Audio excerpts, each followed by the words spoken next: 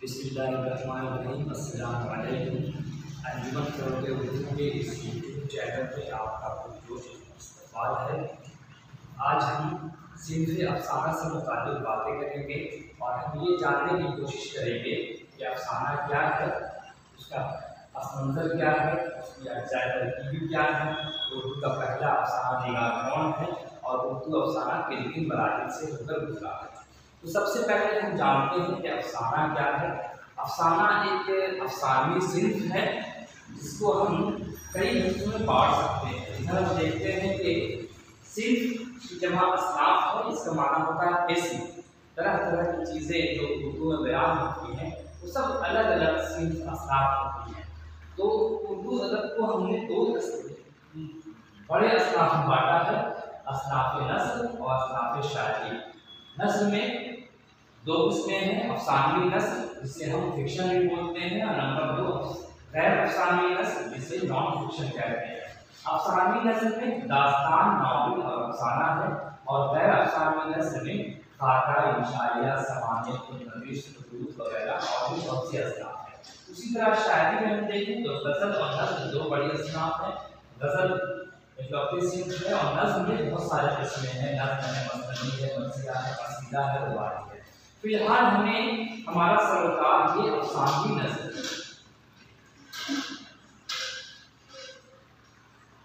देखिए ना, अफ़सानवी नस्र यानी फिक्शन। फिक्शन बोलते हैं, फिक्शन अंग्रेजी ज़बान का लफ्ज़ है जिसके माना होता है मन गढ़ंत बात। ऐसी बात जो गढ़ कर बयान की जाए वो फिक्शन है। फिक्शन में तीन चीज़ें आती हैं, दास्तान, नावल और अफ़साना।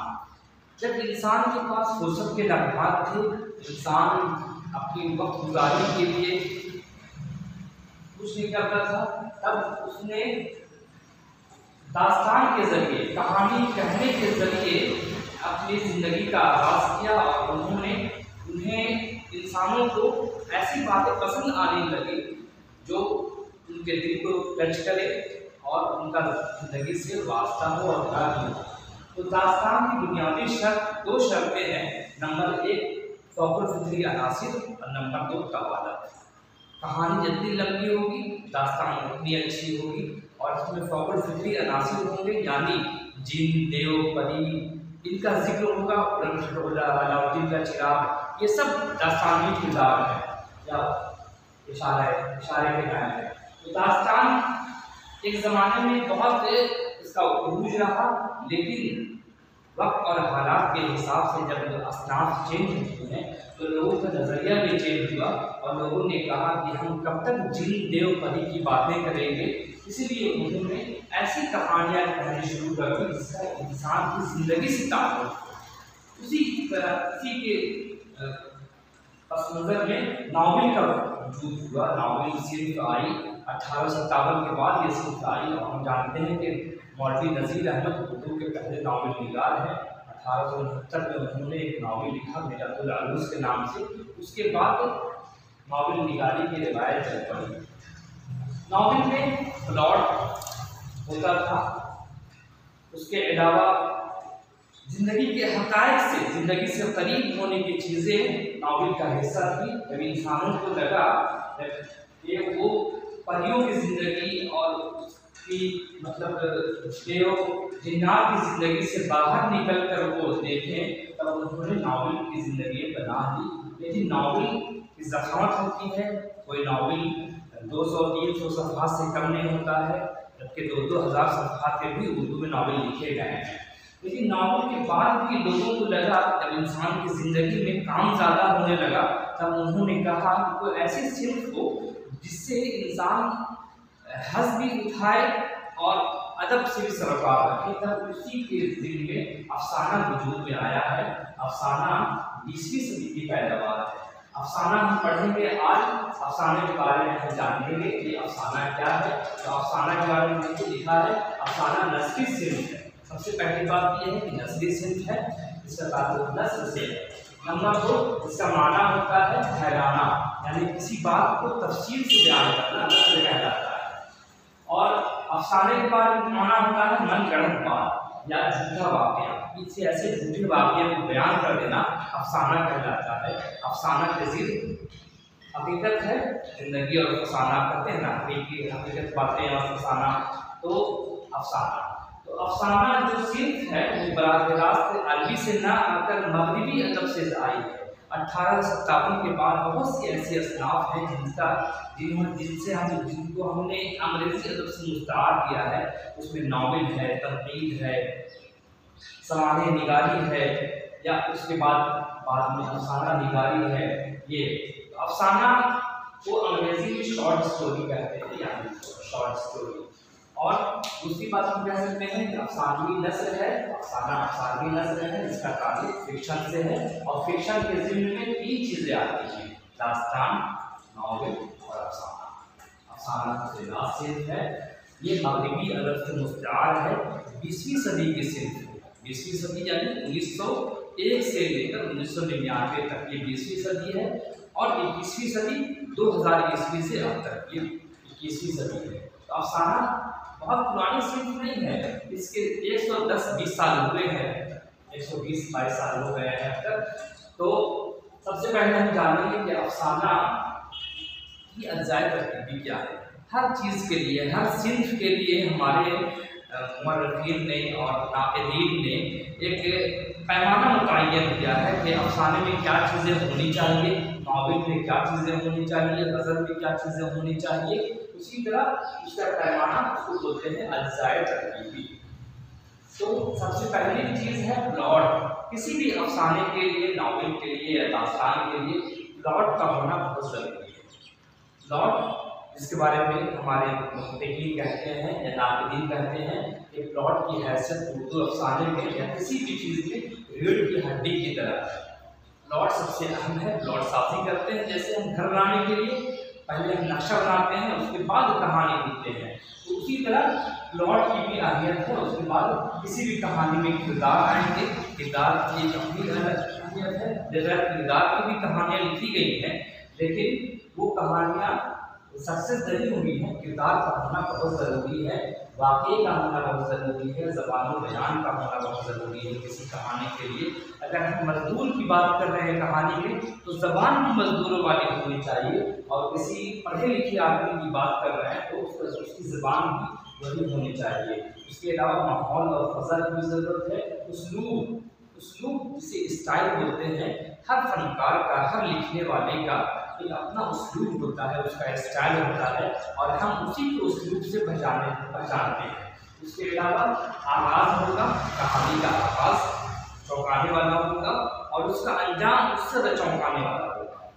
लोग कहते हैं अफसाने के बारे में कि अफसाने का अंजाम इतना चौंकाने वाला हो कि अफसाना ख़त्म करने के बाद कारी सोचने पर मजबूर हो जाए, इसके बाद क्या होगा। यही असल चीज़ है, असली हुनर यही है। लेकिन सबसे नुमायाँ नवस्व उर्दू अफसाने के लिए है वहदत तासुर, जिसे बाज़ लोग वहदत ख़याल भी कहते हैं। दोनों चीज़ सेम है, लेकिन वहदत तासुर ज़्यादा राइट हो गया है, वहदत ख़याल लोग कम जानते हैं। ये नुमायाँ ख़ुसूसियत है, नुमायाँ ये भी बहुत अहम है।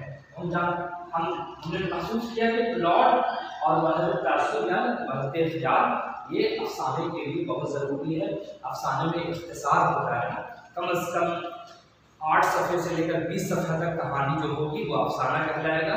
एडगर एलन पो एक बहुत बड़ा नाक़ीद है अंग्रेज़ी अदब का, उसका ये ख्याल है कि अफसाना एक ऐसी सिंफ है जिसे एक निशिस्त में पढ़ी जा सके, मतलब 20 से 30 मिनट, 40 मिनट ऐसे मतलब पढ़ी जा सके। तो हमने जान लिया कि अफसाना 20वीं सदी की पैदावार है। अफसाना नस्ली सिंफ है। अफसाना का शुमार अफसानवी नस्ल में होता है।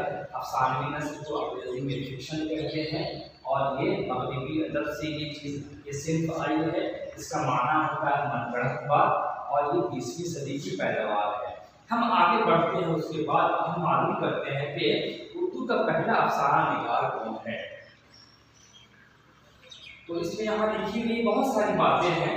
हमारे मुहक्किकीन ने अफसाने की तरफ यानी फिक्शन तनक़ीद की तरफ तवज्जो बहुत बाद में दी, और हमारे नाक़दीन का एक ज़माने में मतलब हमारे अफसाना निगार या नावल निगार का, फिक्शन राइटर्स का शिकवा रहा कि तनक़ीद नहीं होती है जिस तरह के शायरी की तनक़ीद होती है, नस्ल की तरक्की नहीं होती है। तो कमर रईस, वक़ार अजीम, एहतशाम हुसैन, ये 3 बड़े नाबिग हैं। इन्होंने कहा है कि उर्दू का पहला अफसाना निगार मुंशी प्रेमचंद है, जिनका अफसाना दुनिया का सबसे अनमोल रतन 1907 में छपा था। ये उनका पहला अफसाना है और प्रेमचंद उर्दू के पहले अफसाना निगार, गौर कीजिएगा। उसके बाद डॉक्टर साजिद साहब हैं दिल्ली यूनिवर्सिटी में, उनका कहना है सरसैयद अहमद खान उर्दू के पहले अफसाना निगार हैं और उनका अफसाना गुजरा हुआ ज़माना को पहला अफसाना करार देते हैं। उसके अलावा बाद में मुहक्किक हैं फरमान फतेहपुरी और सैयद मोइनुर रहमान। इन दोनों का ख्याल है कि सज्जाद नियंत्रण उर्दू के पहले अफसाना निगार है, जिनका अफसाना नशा की पहली तरंग जो 1900 ईस्वी में शाये हुआ था, ये उनका पहला अफसाना है। उसके बाद आते हैं अबुल फज़ल सिद्दीकी। इनका कहना है कि सुल्तान हैदर जोश ये पहले अफसाना निगार हैं उर्दू के। और सबसे आखिर में मसूद रज़ा खाकी और मिर्ज़ा हामिद बेग का ख्याल है कि राशिदुल खैरी उर्दू के पहले अफसाना निगार हैं, जिनका पहला अफसाना नसीर और खदीजा है, जो दिसंबर 1903 में मखज़न लाहौर में छाया हुआ। देखिए एक बात है, छोटी सी बात है, उस पर कितने लोगों ने अपनी अपनी राय दी है। ये क्यों हुआ, ये गलती क्यों हुई? बगैर तहकीक के लोगों ने कह दिया कि उर्दू का पहला अफसाना निगार कौन है। 1969 में मसूद रज़ा खाकी ने लाहौर यूनिवर्सिटी से PhD की और उसका मौजू रखा उर्दू अफसाने का इर्तिका। उसमें उन्होंने साबित किया कि उर्दू के पहले अफसाना निगार राशिदुल खैरी हैं। उनकी तहकीक का मेन मौजू यही था कि उर्दू के पहले अफसाना निगार अल्लामा राशिदुल खैरी हैं। लेकिन उन्होंने अफसाने का भी जिक्र किया, लेकिन उन्होंने टेक्स्ट बयान नहीं किया। बाद में, बहुत बाद में 1990 मेरे पास किताब मौजूद है, 1992 में एक किताब आई मिर्ज़ा हामिद बेग की किताब का उन्वान है उर्दू का पहला अफसाना निगार राशिदुल खैरी, डॉक्टर मिर्ज़ा हामिद बेग। मिर्ज़ा हामिद बेग ने मसूद रज़ा खाकी की तहकीक को आगे बढ़ाया और उन्होंने नसीर और खदीजा को मतन के साथ शाये कर दिया। इसके जो मंदरियात है उसमें मतन भी है और तमाम अफसाने मौजूद हैं। और उन्होंने तहकीक से साबित किया है कि नसीर और खदीजा जो दिसंबर 1903 मखज़न में छपा था, ये उर्दू का पहला अफसाना है और राशिदुल खैरी पहले अफसाना निगार है। लेकिन हमारे अदब में, हमारे हिंदुस्तान में ये बात राइज हो गई है कि उर्दू के पहले अफसाना निगार मुंशी प्रेमचंद हैं और उनका पहला अफसाना दुनिया का सबसे अनमोल रतन है, जो 1907 ईस्वी में छपा। लेकिन राशिदुल खैरी, हामिद बेग का ख्याल है कि दुनिया का सबसे अनमोल रतन प्रेमचंद का पहला अफसाना नहीं, बल्कि इश्क दुनिया और हुब्बे वतन उनका पहला अफसाना है, जो अप्रैल 1908 ईस्वी में ज़माना कानपुर, ज़माना एक रिसाले का नाम है, कानपुर से निकला था, वहाँ छपा और उसका नाम था इश्क दुनिया और हुब्बे वतन। लेकिन हमारी तहकीक ने, हमारे मुहक्किकीन ने ये साबित कर दिया कि दुनिया का सबसे अनमोल रतन प्रेमचंद का पहला अफसाना है।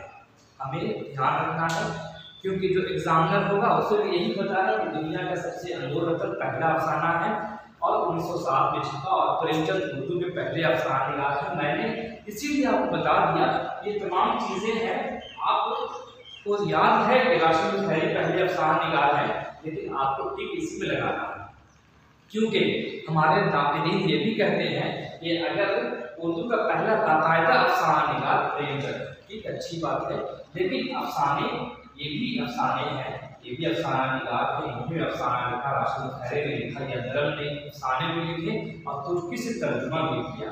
सरसैयद के अफसाने को हम उस तरह से नहीं देखते हैं और प्रेमचंद। तो ये बातें हैं, हमारे जो एग्जामिनर हैं उनको यही पता है, उनके जहन में ये बात बैठ गई है कि दुनिया का सबसे अनमोल रतन उर्दू का पहला अफसाना है और ये बात राइज हो गई है, इसीलिए इसको हम हटा नहीं सकते। हाँ, आप जहन नशीन कर लें कि अफसाना निगार कोई और है, लेकिन आपको अगर सवाल आए तो लिखना यही है, ये भी नहीं लिखना है कि इश्क दुनिया और हुब्बे वतन। हाँ, अगर ऑप्शन होगा तो लिख सकते हैं और आप दलील भी दे सकते हैं, किताब मेरे पास मौजूद, हम इस पर दलील देंगे और इसको साबित करने की कोशिश करेंगे। लेकिन अगर दुनिया का सबसे अनुरतन आए तो ठीक इसी पे लगाना है। अब हम आते हैं कि उसके अदवार कितने हैं, अफसाना निगारी के कितने अदवार हैं। तो हमने इसको 6 अदवार में बांटा है। नंबर 1 रूमानी दौर।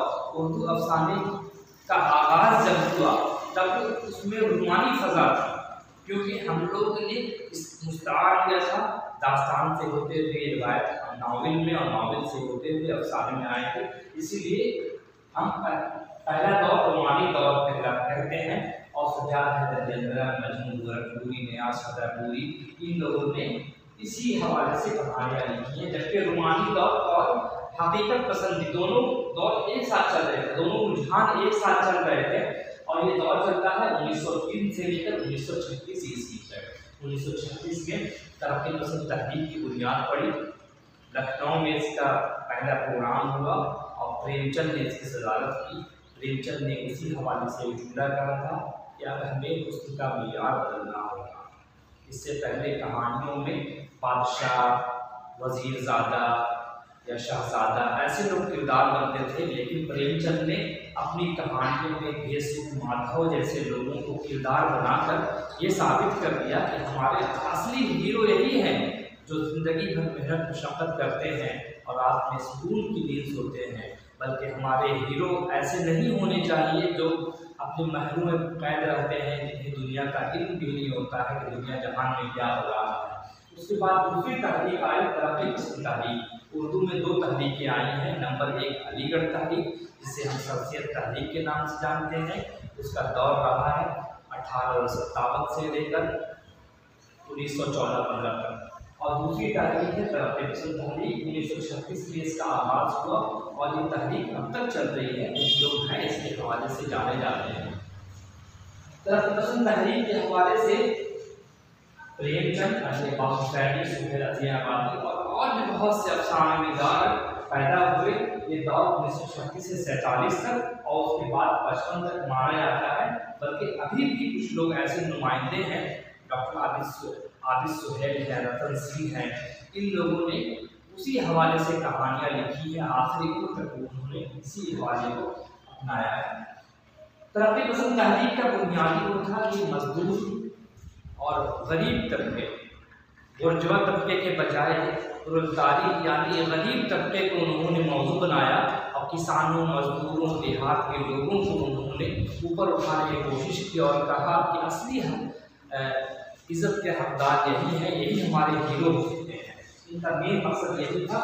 उसी बीच में हिजरत का अलमिया हुआ। 1947 में हिंदुस्तान 2 हिस्सों में बढ़ गया। उसके बाद लोगों ने तरक्की पसंदी को छोड़कर इस अलमिये के हवाले से बहुत सी कहानियाँ लिखी। हिजरत का कर, नॉस्टैल्जिया, इस हवाले से कहानियाँ लिखी और ये दौर चला 1947 से 1955 तक।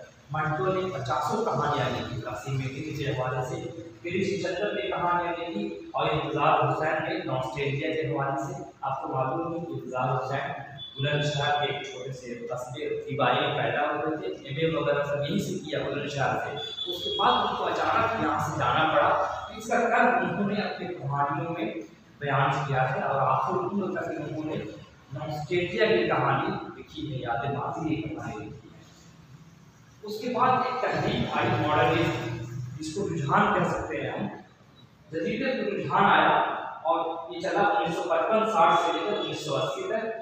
अनवर सज्जाद, अल्लाह नैना, सुरनत प्रकाश, खालदा हुसैन, अहमद हमेश, हमीद सोहरवर्दी, मजहूर जुमा खान, अनीस रफ़ी, इकराम बाग, ऐसे कई अफसाना निगार हैं जिन्होंने जदीदत के हवाले से कहानियाँ लिखी और नज़में। जदीदत ने 2 असनाफ पर बहुत ज़्यादा असर किया, अफसाना, नावल और नज़्म। उसके बाद जब लोगों को लगा कि जदीदत में क्या था कि अलामती बातें हो रही थी, अलामत क्या, कोई फनकार कोई भी अलामत इस्तेमाल कर रहा है, उससे क्या हुआ कि अफसाने को नुकसान होने लगा। अफसाना पढ़ने वाले कम होने लगे क्योंकि अलामतें वो समझ नहीं पा रहे थे।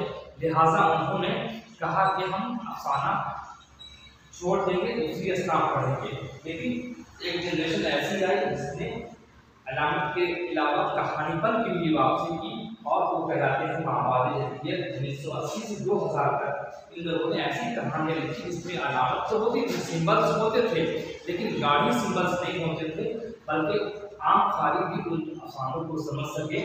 उसमें नैयर मसूद, तारिक शतानी, शमूल अहमद, सलाम मिर्ज़ा और भी बहुत से अफसाने निगार, अब्दुल समद, गज़नफ़र, मुशर्रफ ज़ौक़ी, कई अफसाना निगार हैं जिन्होंने माओवादी जदीदियत के हवाले से सैयद मोहम्मद अशरफ इन लोगों ने कहानियाँ लिखी। उसके बाद इसको हमने एक सब रखा है, माओवादी जदीदियत और नई सदी के मसाइल। नई सदी के मसाइल 2020 से लेकर हाल तक ऐसे लोग थे जिन्होंने कहानियाँ खूब लिखी और उसमें उन्होंने नई सदी के मसाइल को, नई सदी 21वीं सदी के चैलेंजेस को उन्होंने बयान किया। तो उनमें सिद्दीक आलम, खालिद जावेद, अहमद रशीद, शाहिद अख्तर, अहमद सगीर, सगीर रहमानी, कई अफसाना निगार हैं जिन्होंने शब्बीर अहमद वगैरह की कहानियाँ लिखी और भी कहानी चल रही है। इसका सिलसिला ख़त्म नहीं होगा, नए नए रुझान आते रहेंगे, नई नई चीज़ें आती रहेंगी और अफसाना यूँ चलता रहेगा। हमें ज़रूरत इस बात की है कि अफसाने के हवाले से बुरी चीज़ों को हम जान लें ताकि हमारे सामने पूरा एक सांचा बना रहे कि हमें करना क्या है, हमें किस तरह के सवाल हम हैंडल करेंगे। एग्जामिनेशन में किसी तरह सवाल पूछ सकता है, अगर आपके जहन में ये बातें रहेंगी तो आपको समझने में दुश्वारी नहीं होगी इंशाअल्लाह। अब हम मिलेंगे किसी नए वीडियो के साथ इंशाअल्लाह, तब तक इजाज़त दीजिए। खुदा हाफ़िज़।